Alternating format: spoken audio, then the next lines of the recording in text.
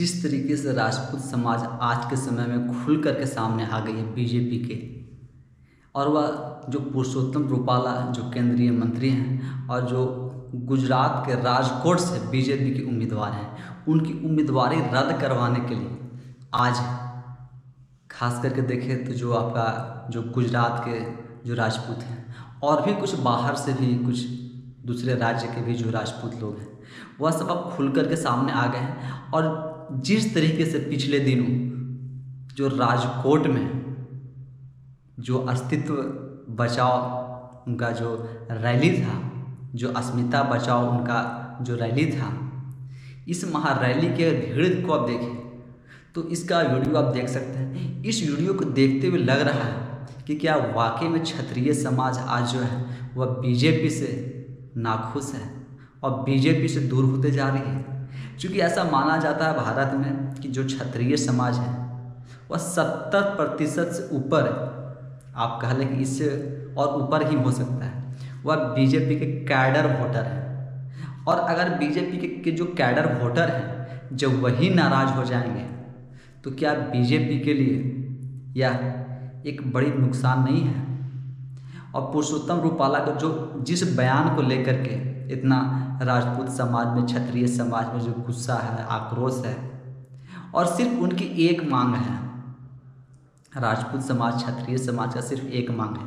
वह क्या मांग है कि आप उनकी जो उम्मीदवारी है, जो आप टिकट दिए हैं, वह रद्द कर दें। वैसे देखें तो जो बयान पुरुषोत्तम रूपाला द्वारा दिया गया है उस बयान के लिए वह माफ़ी भी मांग चुके हैं, लेकिन माफ़ी मांगने के बाद भी जो क्षत्रिय समाज है उनको माफ़ करने के लिए तैयार नहीं है और माफ़ नहीं कर रहे हैं। और वह इसको अपनी अस्मिता के साथ जोड़ रहे हैं और अपनी अस्मिता की लड़ाई वह बता रहे हैं।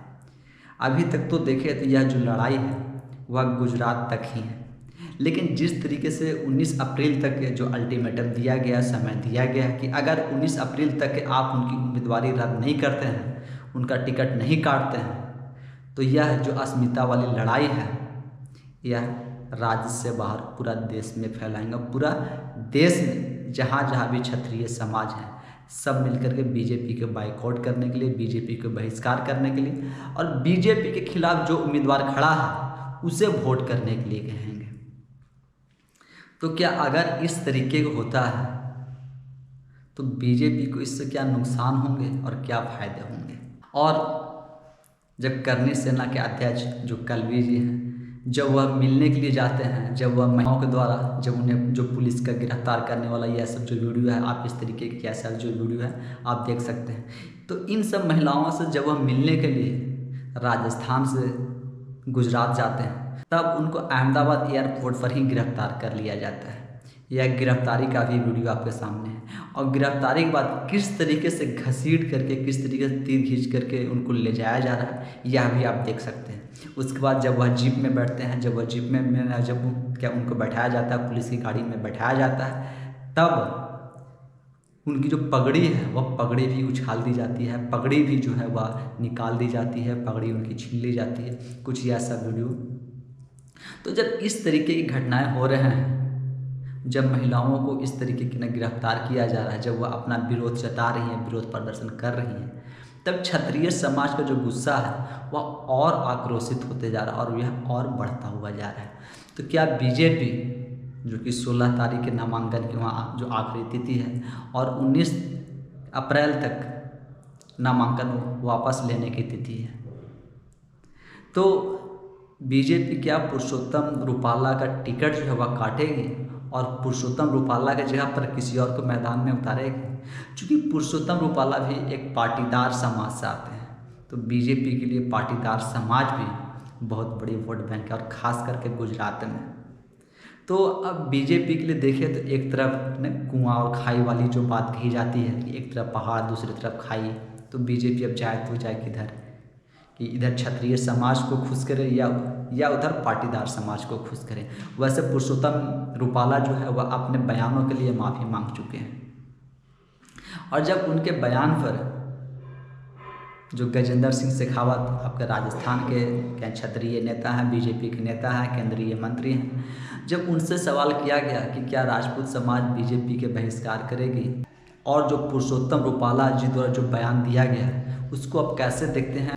इस पे वह जो जवाब देते हैं वह कहते हैं कि मैं पुरुषोत्तम रूपाला जी को बहुत करीब से जानता हूँ और उनको निजी तौर पे जानता हूँ। वह इस तरीके के बातों में वह विश्वास नहीं करते हैं। वह कैसे यह चीज़ बोल गए यह हमें विश्वास नहीं हो रहा है। तो यह गजेंद्र सिंह शेखावत जो कि राजस्थान के से आते हैं, सांसद हैं, केंद्रीय मंत्री हैं, राजपूत नेता हैं, तो वह भी कुछ इस तरीके का बयान दे रहे हैं और कह रहे हैं। लेकिन क्षत्रिय समाज जो है वह पीछे हटने को तैयार नहीं है। अब देखना होगा कि क्या वाकई में 2024 के लोकसभा चुनाव में कुछ इस विरोध का इम्पैक्ट पड़ता है या नहीं पड़ता है। और जो राजकोट में जिस तरीके से जो महिपाल सिंह मकराना जो कि शपथ दिलाए हैं लोगों को, जो वहाँ शपथ लिया गया है, और इसमें अगर आप भीड़ देखें, इस भीड़ को देख करके मैं वीडियो बनाया। इससे पहले इस चीज़ को मैं सोच रहा था शायद इसकी जो विरोध करने का और इसका जो दायरा है शायद इतना बड़ा नहीं होगा,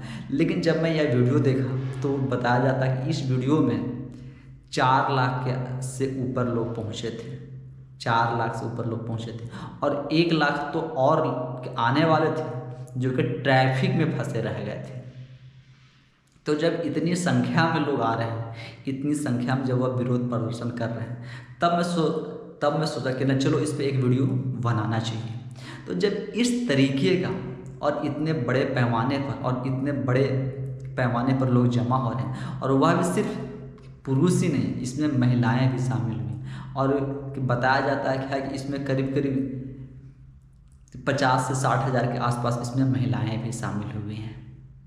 तो पुरुषोत्तम रूपाला का जो उम्मीदवारी है, क्या बीजेपी के द्वारा वापस लिया जाएगा? जो टिकट दिया गया क्या वह वापस लिया जाएगा?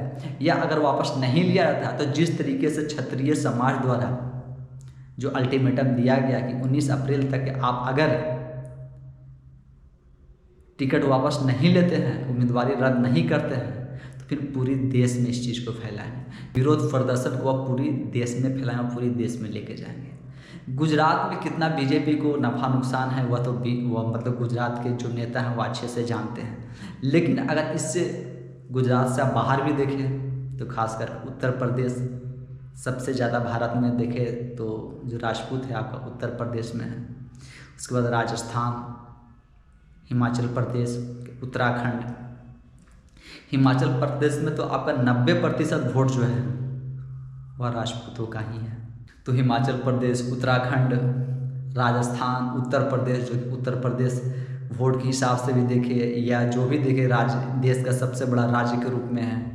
तो बीजेपी वैसे देख रही है कि बीजेपी भी इस डैमेज कंट्रोल की राजनीति को न करने की पूरी कोशिश कर रही है। बीजेपी के जो नेता हैं वह भी पूरा कोशिश कर रहे हैं कि क्षत्रिय समाज को मनाया जाए और यह सब विरोध प्रदर्शन करने से रोका जाए।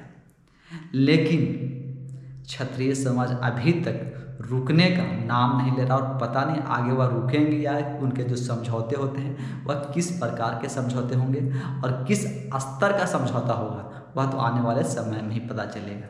लेकिन राजकोट उसी जगह है जहाँ से कि प्रधानमंत्री नरेंद्र मोदी जी पहली बार विधायक बने हैं। यानी पहली बार वह जो चुनाव मैदान में उतरे थे तब वह राजकोट विधानसभा से ही नरेंद्र मोदी, और वह जो चुनाव जो जीत का स्वाद वह चखे थे वह राजकोट से ही। तो प्रधानमंत्री नरेंद्र मोदी भी नहीं चाहेंगे कि जिस सीट से वह पहली बार विधायक चुने गए, जिस सीट से वह राजनीति में कदम रखे हैं और जहाँ से उनको राजनीति में आने का रास्ता खुला, और आज वह देश के प्रधानमंत्री के रूप में और देश का प्रधानमंत्री है, तो वह भी नहीं चाहेंगे उस सीट से जो वहाँ के वोटर जो जिस तरीके की अपनी नाराज़गी व्यक्त कर रहे हैं और नाराज़गी बता रहे हैं, उस नाराज़गी को अनदेखा किया जाए। वैसे जो प्रदेश स्तर के जो नेता हैं वह इस डैमेज कंट्रोल को और क्षत्रिय समाज से बातचीत करने में लगे हुए हैं। शायद क्षत्रिय समाज जो है वह मान जाए, लेकिन अभी तक तो वह मानने को तैयार नहीं है। अब आने वाले समय में देखिए यह क्षत्रिय समाज के ऊपर जिस तरीके का जो बयान दिया गया उस बयान के लिए वह माफ़ी भी मांग चुके हैं, लेकिन उसके बावजूद जो यह अस्मिता की लड़ाई बनते जा रही है और जो यह अस्मिता की लड़ाई बन गई है, इसमें और इस लड़ाई में आगे किस रूप में यह बदलती है और इसका जो अंत होगा वह कहाँ होगा।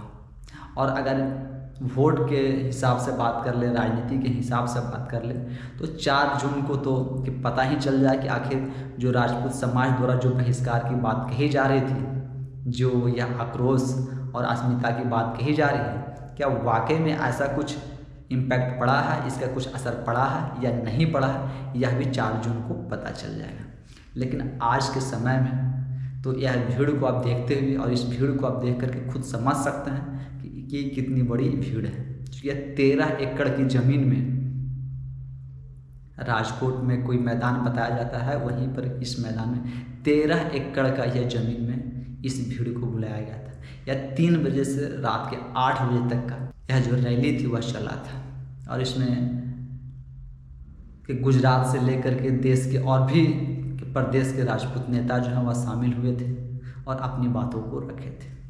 तो जब इस तरीके से एक मंत्री जब गैर जिम्मेदाराना बयान जब देते हैं, हालांकि वह माफ़ी मांग ली है, लेकिन फिर भी उस बयान को लेकर के जब इतना विरोध प्रदर्शन हो रहा है और जब अस्मिता की लड़ाई बन गई है, तब आप क्या सोचते हो रहे हैं और आपका क्या विचार होता है, यह आप हमें कमेंट्स के माध्यम से ज़रूर बताएं। धन्यवाद।